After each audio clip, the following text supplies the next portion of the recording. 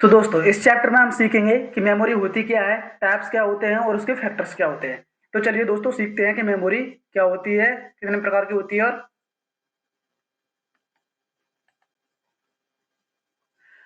Hello friends, इस वाले chapter में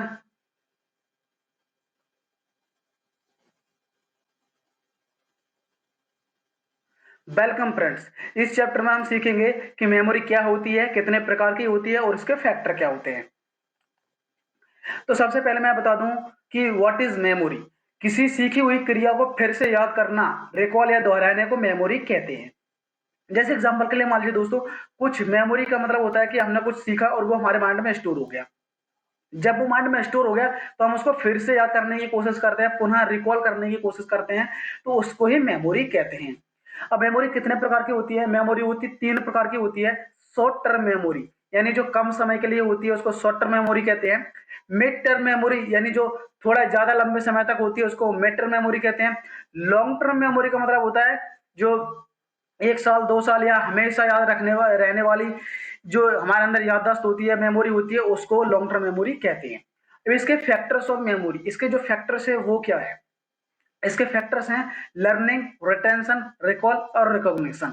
अभी लर्निंग, रिटेंशन, रिकॉल या रिकॉग्निशन होते क्या है वो समझते हैं। तो सबसे पहले लर्निंग, हम लर्निंग करते हैं मतलब सीखते हैं। पहले हम क्या करते हैं, हमारी कोई भी चीज हो या कोई भी सब्जेक्ट हो या कुछ भी हो, सबसे पहले वो हम सीखते हैं। और सीखते कैसे हैं? 5 संवेदनाओं के द्वारा।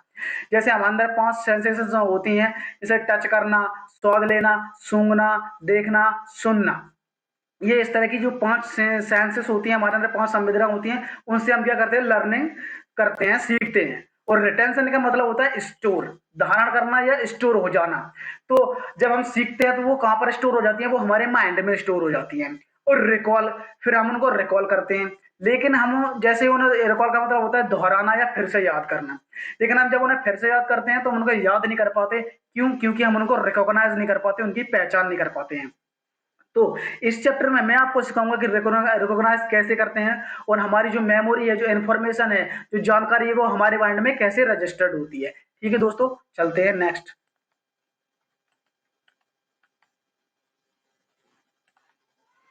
तो दोस्तों यहाँ पर आपको 5 सेंसेस दिखाई दे रही हैं, जिसको मैंने आपको बताया था कि स्मेल, टच, साइट, टेस्ट और साउंड। ये जब 5 सेंसेस तब काम करते हैं जब हम कॉन्शियस माइंड की अवस्था में होते हैं, मतलब जागृत अवस्था में होते हैं। ठीक है दोस्तों। अब होता क्या है कि जागृत अवस्था में हम सारी चीजों को सीख लेते हैं, तो वो स्टोरेज कहाँ पर होती है? हमारे सबकॉन्शियस माइंड में। मैं आपको बता दूं कि हमारे माइंड दो प्रकार के होते हैं, कॉन्शियस माइंड, एक सबकॉन्शियस माइंड। कॉन्शियस माइंड में 10% पावर होती है और सबकॉन्शियस माइंड में 90% पावर होती है। कॉन्शियस माइंड तब काम करता है जब हम जाग रहे होते हैं, लेकिन सबकॉन्शियस माइंड हमारा तब काम करता है जब हम जाग रहे होते हैं या सो रहे होते हैं। वो 24 घंटे काम करता रहता है। ओके दोस्तों, ठीक है। अब क्या करते हैं, वो स्टोरेज कहां पर होता है? सबकॉन्शियस माइंड में स्टोरेज हो जाता है। लेकिन और वो रिकॉल कैसे करते हैं? हम कॉन्शियस माइंड के द्वारा रिकॉल करते हैं। एग्जांपल के लिए मान लीजिए, जैसे मैंने आज कोई चीज सीख ली, जैसे मान लीजिए मैंने कोई सब्जेक्ट पढ़ लिया या कोई मूवी देख ली या कुछ भी किया। जैसे एग्जांपल मैंने फिजिक्स का एक सब्जेक्ट आज याद कर लिया और मैं सो गया, कल मुझे मॉर्निंग में उसको याद करना है। आज सो गया, जैसे मैं कल मॉर्निंग में उठा और मुझे याद करना है। जैसे मैं जागूंगा तो फिर मैं अपने कॉन्शियस माइंड के द्वारा उसको याद करने की कोशिश करूंगा। लेकिन वो हमें याद नहीं आता। क्यों? लेकिन वो है तो हमारे सबकॉन्शियस माइंड के अंदर ही। यानी जितनी भी नॉलेज है वो सारे हमारे माइंड में स्टोर हो जाती है, लेकिन फिर हम उसको याद नहीं कर पाते। क्यों? उसके पीछे एक वजह है। वो वजह मैं आपको समझाता हूँ। एग्जाम्पल के लिए मान लीजिए, जैसे मैंने आपको लिंकिंग सिस्टम में सिखाया था कि हम एक दूसरे चीजों को एसोसिएट करके हम उन चीजों को आसानी से याद कर सकते हैं। वही प्रॉब्लम है। एग्जाम्पल के लिए मान लीजिए, आपके घर में एक स्टोर है जिसमें कपड़े आप रखते हैं। आप कपड़े रखते हैं, आप क्या करते हैं? बहुत सारे कपड़े ऐसे ही डाल देते हैं अपने रूम के अंदर, ऐसे ही उल्टे सीधे पटक देते हैं, ऐसे ही डाल देते हैं। अब होता क्या है कि जैसे एग्जांपल मान लीजिए आपके पास ब्लैक कलर का जीन्स है, अगर आपको ब्लैक कलर का जीन्स पैंट पहनना है तो आप अभी ब्लैक कलर का जींस पैंट ढूंढेंगे। लेकिन प्रॉब्लम ये है कि उसमें बहुत सारे कपड़े ऐसे ही डले हुए हैं, कोई आसानी से उल्टे सीधे डले हुए हैं। तो आप क्या करते हो ना, ढूंढने की कोशिश करते हो, लेकिन वो मिलते नहीं है, क्योंकि रूम बहुत बड़ा होता है, उसमें बहुत सारे कपड़े होते हैं तो वो मिलता नहीं है। लेकिन उसको कैटेगराइज वाइज कर दे। एग्जाम्पल के मान लीजिए आप किसी भी मेडिकल स्टोर में जाइए तो उसमें जो दवाइयाँ होती है ना, वो कैटेगरी की तरह लिखी होती हैं कि बुखार की दवाई अलग होती है, कैप्सूल अलग रखे होते हैं, दवाई अलग रखी होती हैं, इंजेक्शन अलग रखे होते हैं। दूसरी चीज, अगर आप कभी जनरल स्टोर की दुकान पर जाएंगे ना, तो उसमें कैटेगरी वाइज ही रखी होती है। जैसे एक डब्बे में टूथपेस्ट रखे होते हैं, कोलगेट रखे होते हैं, दूसरे डब्बे में खाने की चीज़ रखी होती हैं, या तीसरे डब्बे में हमें जो जो जैसे डेली की चीज़ चाहिए, सब्जी वगैरह वो सारी चीज़ें रखी होती हैं, चावल रखे होते हैं। तो क्या होती है, कैटेगराइज वाइज होती हैं। तो उस इंसान को पता चल जाता है कि मेरी कौन सी चीज़ कहाँ पर रखी हुई है। इसी तरह हमारा माइंड काम करता है, मेमोरी काम करती है ऐसे कि हमें उस चीज को कैटेगरी वाइज करना है सबसे पहले।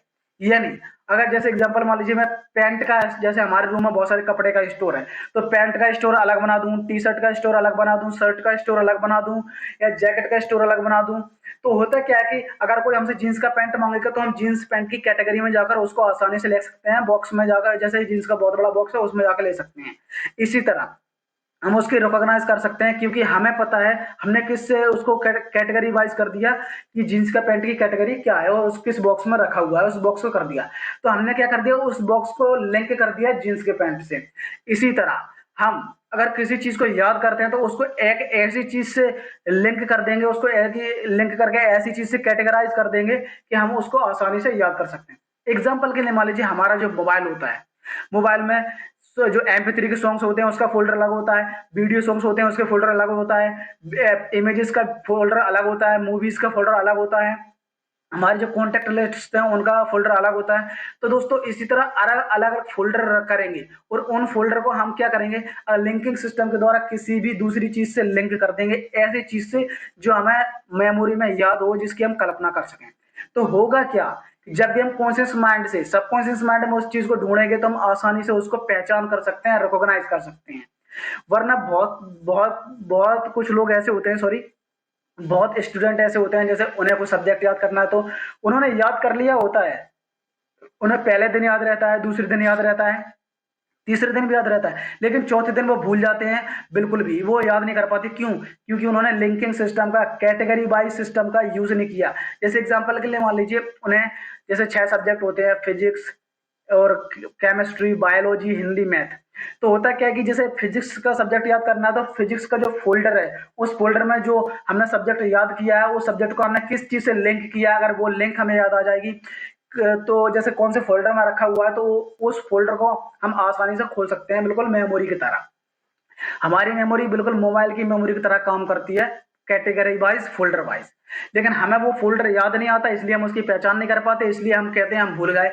लेकिन दरअसल हम भूलते नहीं है, वो सारी नॉलेज हमारे माइंड के अंदर ही होती है। अब हम करते हैं कि इन्फॉर्मेशन रजिस्टर्ड कैसे होती है। तो सबसे पहले मैं आपको बता दूं कि जो इन्फॉर्मेशन रजिस्टर्ड होती है वो दो तरीके से होती है, एक इंटरेस्ट और दूसरा नॉट इंटरेस्टेड। जैसे कोई चीज में हमें इंटरेस्टेड है तो वो चीज हमारी रजिस्टर्ड हो जाएगी। और एग्जाम्पल मान लीजिए, अब आप कहेंगे कि सर जैसे रजिस्टर्ड हो गई तो वो कितने समय तक रजिस्टर्ड होगी। एग्जाम्पल मैं बता दूं कि जैसा आपका इंटरेस्ट होगा वैसा ही आपकी मेमोरी रजिस्टर्ड होगी। एग्जाम्पल के लिए मान लीजिए आपका कोई चीज थोड़ा इंटरेस्ट है तो वो शॉर्ट टर्म मेमोरी में रजिस्टर्ड हो जाएगी। अगर आपको थोड़ा ज्यादा उस चीज में इंटरेस्ट है, या मजा आता है, या वो चीज वो अच्छी लगती है, तो वो थोड़ा लॉन्ग मिड टर्म मेमोरी में आपको रजिस्टर्ड हो जाएगी। लेकिन कोई चीज आपको बहुत ज्यादा अच्छी लगती है, पैशन है आप उस चीज को लेकर के, उसके बिना आप रह नहीं सकते, तो वो आपके लिए लॉन्ग टर्म मेमोरी में रजिस्टर्ड हो जाएगी। लेकिन जिस चीज में आपको इंटरेस्टेड नहीं होता है, नॉट इंटरेस्टेड, तो वो चीज लॉस्ट हो जाती है। अब कुछ लोगों को कोई सब्जेक्ट याद नहीं रहता, इसलिए क्योंकि उस चीज में उन्हें इंटरेस्ट नहीं लेते, या वो लिंकिंग सिस्टम का ये सिस्टम नहीं जानते, वो ये नहीं जानते कि मेमोरी कैसे काम करती है। तो सबसे पहले मैं बता दूं कि कोई चीज दो, अगर आपको इंटरेस्ट है तो वो चीज रजिस्टर्ड हो जाएगी। और दूसरा एक और तरीका है जो मैं आपको सिखाया, लिंकिंग सिस्टम, एक्रोनिम सिस्टम, और भी बहुत सारे सिस्टम मैं सिखाने वाला हूँ। जैसे लिंकिंग सिस्टम के द्वारा हम किसी चीज से उनको एसोसिएट कर देंगे, जोड़ देंगे, और उनको विजुलाइज करके आसानी से याद कर सकते हैं। जैसे यहाँ पर लिखा है लॉ ऑफ मेमोरी, हम किसी चीज से उसको एसोसिएट कर देंगे, जोड़ देंगे, और उसको विजुलाइज करके देंगे, और उसको 2-3 बार प्रैक्टिस करेंगे तो हम उसकी पहचान कर सकते हैं। जैसे एग्जाम्पल के लिए मान लीजिए आपने लिंकिंग सिस्टम में सीखा था कि जो ऑक्टोपस है उसने डायमंड की टाइट रिंग दी तो आपके फिंगर से क्या निकलने लगा, खून निकलने लगा। तो इसी तरह आप याद कर सकते हैं कि जो जो न्यूज़पेपर था वो न्यूज़ में उसने कौन सी न्यूज़ पढ़ी थी कि वो फिंगर पर सेलो टैप से वो ब्लड को बंद कर रहा था, तो उसने प्रेसिडेंट ने वो न्यूज़ पढ़ी थी। तो आपको आसानी से याद आ गया। तो आपको याद आएगा कि माइकल जैक्सन क्या लेकर आ रहा था, माइकल जैक्सन मेडिसिन लेकर आ रहा था। तो अब फिर वो मेडिसिन कहाँ पर चली गई, एक समंदर में चली गई, समंदर में से क्या निकला था, मरमेड निकल गई थी। ये हमने लिंकिंग सिस्टम में सीखा था। इसी तरह हम किसी भी सब्जेक्ट में या किसी भी चीज को अगर हम लिंक कर दें, लिंकिंग सिस्टम के द्वारा किसी चीज से एसोसिएट करके उसको आसानी से याद कर सकते हैं दोस्तों।